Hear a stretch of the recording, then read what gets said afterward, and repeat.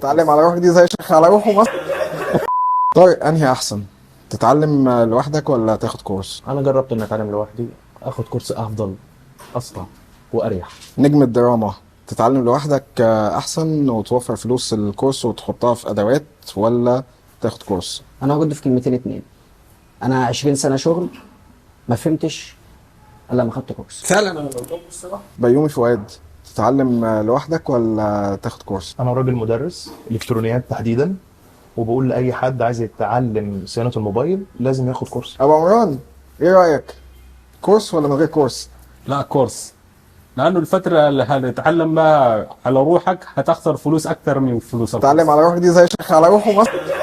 لا يا باولو، ما انت يا باولو. لا اكيد هاخد كورس، لانه الفتره اللي هتاخد فيها كورس هتخسر فلوس اكثر من فلوس الكورس ده. انت بتقول لان الفتره اللي هتاخد فيها الكورس هتاخد فلوس اكتر من الفلوس. هتخسر فلوس هتخسر فلوس. قصدك في التاني؟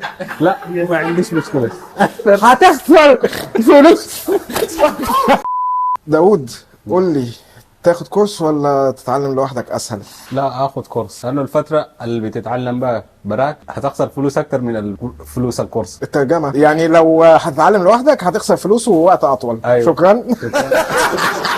محمد، تسمع نصيحه الشخص اللي كتب الكومنت بيقول لك روح اتعلم لوحدك احسن بدل ما تضيع فلوسك في كورس؟ هو انا ما جربتش اتعلم لوحدي، بس انا بستثمر وقتي بالكورس يعني، فده بالنسبه لي توفير وقت اكتر ما هو تضييع، اللي انا اضيع وقت لوحدي ده انا اتعلم. محمد، تقول ايه اللي كتب الكومنت؟ كورس مفيد جدا، 5 سنين في الشغل. المعلومات اللي اخدتها كبيره جدا، الشغل ما يجيش 1% من المعلومات اللي انا اخدتها. يعني ضيعت 5 سنين. 5 سنين والكورس وفر عليك؟ كتير جدا. طب اخبار الشاي ايه؟ الشاي مجاني والنسكافيه مجاني. حسن، في شاب بينصحك وبيقول لك بما انك انت اكتر واحد صارف ومكلف وجاي من السعوديه، بيقول لك يعني ما كانش في داعي انك تصرف وتتحمل المصاريف دي كلها، وكان ممكن تتعلم الصيانه لوحدك. بعد ان انت بقالك معانا هو اسبوعين، تقول له ايه؟ مكلف وصارف احسن من اصلح واخرب حق زبون واتسجن. هو عندكم وصلت للسجن؟ توصل. اتوقع الرساله وصلت. سلام.